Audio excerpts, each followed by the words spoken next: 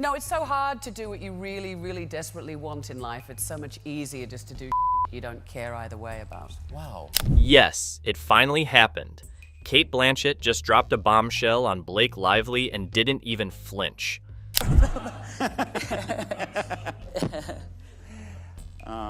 Yes, it finally happened. Cate Blanchett just unleashed a bombshell against Blake Lively and didn't even hesitate. Being attractive doesn't preclude being intelligent. Turns out the era of Blake's backdoor sabotage and quiet bullying is collapsing harder than her box office numbers. And this time it's Cate, classy, unbothered Cate, revealing how Blake hijacked her Chanel legacy and pulled her husband into the mud just to feed that inflated ego. And I know you might be tired of hearing Blake's taking control of every single thing she steps into. But this one really hits a nerve because this time it's not some trivial social media move or brand deal drama. This time, Blake Lively edged Cate Blanchett out of Chanel like she was just a background extra in her own legacy.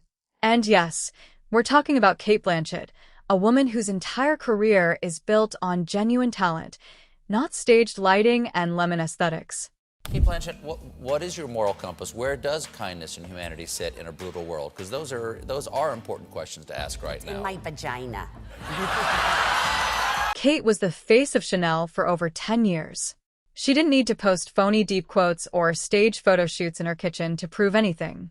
She just showed up, brought elegance, credibility, and a kind of loyalty most celebrities can't even spell. Her connection with Chanel wasn't just about looking good in a dress. She brought them genuine artistic value. In 2020, her husband Andrew Upton even wrote a silent black and white film that Chanel agreed to feature as part of their cinematic capsule. It was deep, emotional, and subtle. Two women, one story, no words. A film that relied entirely on expression, not marketing gimmicks. And then Blake came in and burned it all down. 2 weeks before filming, Cate got a bland email from Chanel saying creative alignment is no longer in place. That's code for you've been replaced. No explanation, no discussion, just out. And the next thing anyone knew, Blake Lively was announced as the new face of the exact same campaign. My husband, Andrew Upton and I ran the Sydney Theatre Company he ran it for 10 years almost, and this is the culmination, this is the last play he programmed. Not a partner, not a co-star, a complete replacement. The film idea was scrapped. Andrew's script was tossed out. And in came a hyper-branded crossover between Chanel, Netflix, and Blake's wellness venture. Cate's subtle storytelling got replaced with filtered photos, marketing buzzwords, and phony empowerment quotes that said absolutely nothing, but looked good on a vision board. The industry hardly blinked. Because when legacy gets erased in favor of younger, louder, shinier branding, Hollywood calls it reinvention. But what really happened was a erasure, and not just of Cate, but of an entire creative vision that was already in motion. And when people started digging into it, the truth got even uglier. A stylist from the campaign privately claimed that Blake was never the first choice at all. Her team came in later with a multi-brand package Chanel couldn't resist. So basically, it wasn't about vision. It was about influence, money, and Instagram reach. But what really confirmed it was the dinner. Chanel hosted a private event at a French chateau. Cate had RSVP'd months earlier, back when she was still the centerpiece of the film. Everyone assumed she'd cancel, but she showed up. She didn't cause a scene. She didn't cry. She just showed up calm and composed. Meanwhile, Blake was sitting front and center like she'd just discovered feminism. And in the middle of this luxury dinner surrounded by legacy women and Chanel creatives, Blake allegedly told someone, "That script was beautiful, but a little outdated, right?" And the person responded with a laugh, saying, "You mean Andrew's script? I didn't even know it was her husband's, but legacy doesn't really sell to Gen Z anyway." People don't realize about Chekhov is it's funny. It's a comedy. Yeah, well, I mean, Cherry Orchard, which is his most, well-known play, probably. This happened while Cate was in the same room, 2 tables away, hearing her husband's work be called outdated, watching her campaign be rebranded as some fresh youth-obsessed project with zero acknowledgement of the people who created it. She didn't react. She didn't say a word. Because when you know what's happening is beneath you, you don't stoop to argue. A few days later, the new campaign launched. Blake was everywhere. She became the new voice of Chanel overnight. No mention of Cate. No sign that she had spent years shaping that brand's narrative with actual meaning. Just Blake dominating the spotlight with her usual charm and hollow empowerment lines. And somehow people clapped for it like it was progress. And you'd think the drama would have peaked with the dinner, right? But no, Blake's PR tornado hadn't even reached full speed yet. Because on April 16th, 2023, Chanel's entire clean girl aesthetic meets corporate erasure house of cards collapsed, and not because someone wore flats on the red carpet. A British fashion magazine accidentally dropped a nuke. They published an article that was clearly prepared for Cate Blanchett's original Chanel campaign before she got ghosted, before the silent film was axed, and way before Blake's soft focus hijack rolled out. The article wasn't even spicy on purpose. It was just honest. That was the problem. 9 a.m. London time. And at first glance, it looked like any other long read about Chanel's upcoming cinematic series. But then came the specifics. It name-dropped Andrew Upton as the screenwriter. It broke down the entire vibe of the film. Minimalist, black and white, raw emotion. It emphasized that Cate wasn't just the pretty face in a couture gown. She was shaping the campaign from the inside out. And most damning of all, it nailed the timeline. The article made it painfully obvious that filming had been scheduled for March. Cate had been locked in since 2020, and this wasn't a random creative switch. This was a full-on replacement. 3 hours later, the article was gone, like it had never existed. But this is the internet, and the Chanel PR team really thought people wouldn't screenshot. It was already on Reddit before they even hit delete. The post exploded within minutes. Side-by-side comparisons started flying in. Cate's original campaign details versus Blake's final version. The phrasing, the color schemes, even the damn closing line. The vibe was a new vision. It was Ctrl-C Troll+V with a different actress. And Reddit didn't just notice, it dragged. One user at Archive Watch straight up posted the screenshots with a caption. So Chanel deleted this because it didn't match Blake's rollout. This is not a rebrand. It's a replacement. That post hit 14K upvotes in 6 hours. TikTok caught the scent and went feral. 6 creators dropped comparison videos within a day. One viral TikTok literally used a split screen. Cate on one side in her past Chanel campaigns, and Blake on the other with the new footage. The caption, "This is how you rewrite someone else's legacy." That hit over 2 million views in 2 days. And let's be clear, these weren't just bored teenagers gossiping. People started pulling receipts, contracts, PR memos, marketing timelines. A fashion YouTuber named Redlippers Reels did a full takedown video called The Chanel Campaign Blake Lively Doesn't Want You to Know About. At one point, she reads from the deleted article and literally stops mid-sentence to say, they didn't even change the structure. Chanel's digital team went on a full cleanup mission. They started wiping metadata. The cached article disappeared from Google in under 2 days. Journalists who tried asking about it got radio silence. One editor from The Cut tweeted, "Tried getting a comment from Chanel re the deleted article got nothing but static." The silence is deafening. And honestly, that silence screamed louder than any press release ever could, because the second that article disappeared, the truth didn't just leak, it roared. Cate wasn't swapped out for creative reasons. She was erased, and Chanel's little vanishing act basically admitted it. But while Blake's team was out here doing damage control with staged tape walks and over-edited promo shots, Cate Blanchett was busy cooking something else. And no, not a podcast or some attention-hungry interview with dramatic lighting. She went back to what she actually does best, art. Painful cutting surgical art. In June 2023, just 2 months after the article got wiped, Cate and Andrew dropped a surprise play at the Sydney Theatre Company. No red carpet, no Netflix deal, just a minimal listing and a quiet announcement written by Andrew Upton, directed by Cate Blanchett. The plot: a woman loses control of her narrative. A younger woman steps in, takes over the story, and convinces everyone it was hers all along. Sound familiar? The play was originally titled Lines. That weren't meant to be read, but after only one preview, they changed it. Only 400 people saw the opening night. No press, no critics, just theater nerds, and perhaps a few emotionally unprepared fashion interns.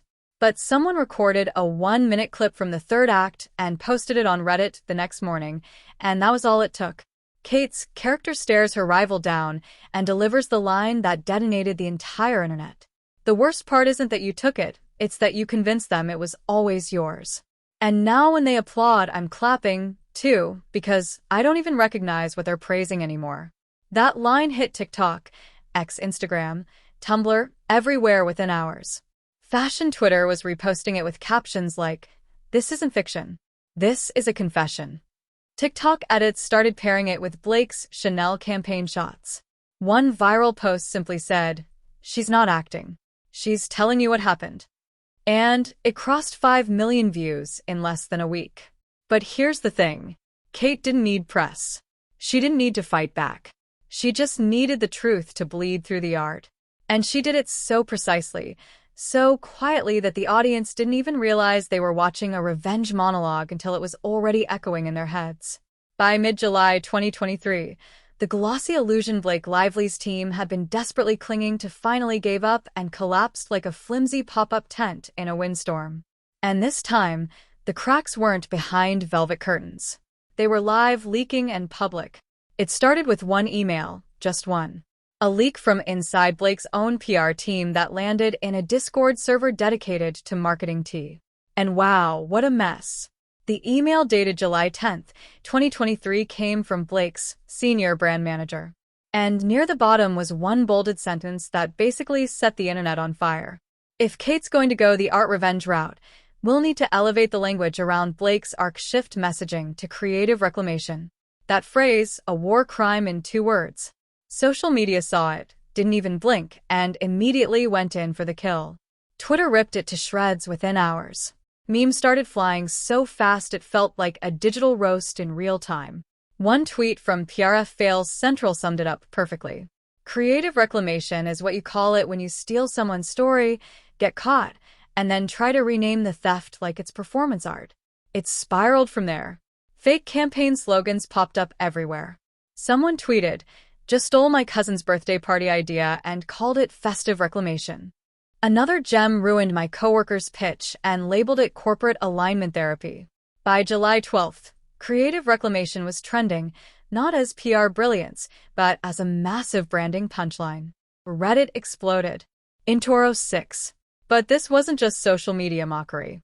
It was a public collapse. Commenters were linking the dots in real time.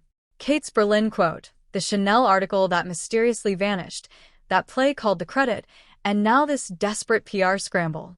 It was clear Blake's team knew they were bleeding credibility fast and couldn't slap enough hashtags on it to stop the hemorrhage. And it didn't end there, because right on cue, another disaster hit. A fashion talk show, Fashion Unfiltered, had planned a special Chanel episode with Blake as the main guest. Harmless, right? Wrong. A leaked behind-the-scenes clip showed the host rehearsing her intro. And let's just say someone on that production team had guts. The line, "We're so excited to talk with Blake Lively about her new Chanel project and what really happened to the version that was supposed to feature Cate Blanchett." Yeah, not exactly the soft launch Blake's people were hoping for. Turns out the host had added that line herself after pushing to address the whole creative swap mess. Once Blake's team got wind of it just hours before taping, they panicked and pulled Blake out entirely. No show, no excuse, just a dramatic vanishing act. The leaked clip ended up on X 2 days later and hit 2 million views before anyone could say damage control. And the caption, "They cut this before Blake ghosted the show." Yeah, this was never supposed to be her moment. The replies were brutal. One user nailed it. "If you're scared of being asked the question, you already know the answer." Still, her team tried one last Hail Mary. Blake was supposed to appear on the August 2023 cover of Viva Vogue. It was the big Power Plus image issue, peak Chanel promo, the whole 9 yards. The shoot was done, interview recorded, press kit sent, and then 48 hours before release, the cover was quietly pulled, and later someone from the inside spilled to Glossy Drama Baba that it wasn't editorial strategy. It was pure reputation management. The backlash had gotten too loud too fast. One senior writer said, "We couldn't justify putting her on the cover anymore." That's PR speak for She became a liability. Meanwhile, Cate Blanchett still hadn't said a word, but a quote she gave back in February during a Berlin Awards speech suddenly resurfaced, and now it read like a sniper shot in pearls. There's a difference between honoring the story and owning it like it was always yours. It wasn't in the official transcript. Someone from the audience had recorded it, posted it to Reddit, and captioned it. Blanchett just fired the most elegant warning shot I've ever heard. And just like that, the internet gave it a second life. TikTok edits started pairing the quote with Blake's Chanel campaign clips and Kate's old ones. And honestly, you didn't even need context. The visual alone screamed betrayal. The hashtag #KateTheLastAct started trending everywhere. Fans flooded timelines with red carpet clips, throwback interviews, and quotes that reminded people exactly why Cate had always been in a league of her own. It wasn't just nostalgia. It was a reclaiming, a reminder that legacy isn't about likes. It's about staying power. And then came the final blow. A Chanel fan account with over 300K followers dropped a video of the brand's 2023 Legacy Collaborator Reel. It featured all the icons: Kristen Stewart, Penelope Cruz, Florence Welch, Tilda Swinton, Cate Blanchett, still there. Blake Lively, not a pixel, just completely edited out like she was never part of it to begin with. The caption didn't hold back. They kept Florence. They kept Kristen. But Blake, not even a mention. But the internet wasn't done dragging. The final tweet that locked it all in came from @Archive Detective. It showed two screenshots. One from Blake's Chanel ad where she dramatically says, "Some stories were never told until now." And the other from that deleted UK fashion article about Andrew Upton's original script, which ended with the line, "Some stories are best told in silence." Over 40,000 reposts in under 3 days. The verdict was unanimous. This wasn't branding. It wasn't empowerment. It wasn't storytelling. It was theft wrapped in luxury perfume and shoved down the public's throat. And Blake Lively didn't just lose control of the narrative. She became the cautionary tale. Because if there's one thing Hollywood loves more than a comeback, it's watching someone choke on a crown they tried to steal. So, after all this chaos, do you really think Blake still got the audacity to stage a comeback? Drop your thoughts in the comments. Let's see if Hollywood forgives or just forgets.